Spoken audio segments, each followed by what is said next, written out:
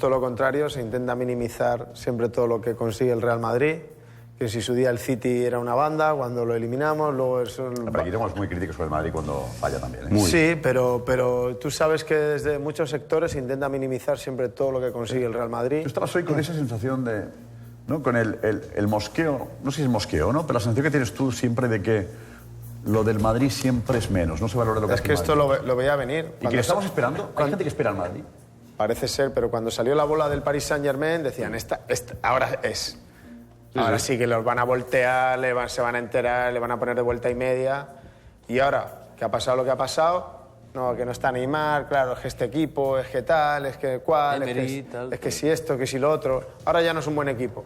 Ahora ya el equipo que era temible, que ha batido el récord de goles a favor en la primera fase en la historia de la Champions. Y vamos a darle mérito, y en Europa, que normalmente tiene una visión pues desde la distancia, con otra perspectiva, pues valoran lo justo, lo que es el deporte, que cuesta mucho hacer estas cosas, cuesta mucho. Siempre se intenta minimizar los éxitos deportivos del Real Madrid.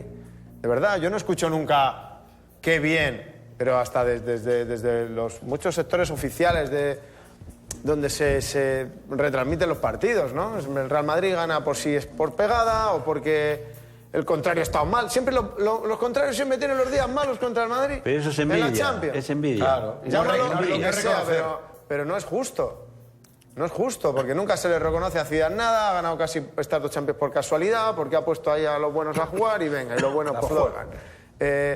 No se reconoce nada nunca. Siempre el que pasa por las manos del Madrid ha tenido un mal día, es que claro, es que el entrenador contrario se ha equivocado, es que tenía que haber puesto a este, es que... No sé, yo nunca he escuchado aquí, oye, chapó para el Madrid, partidazo, ha cogido al equipo que parecía que iba este año a barrer a todos con la delantera que tenía y lo ha eliminado. Chapó, enhorabuena, tan difícil es decir eso.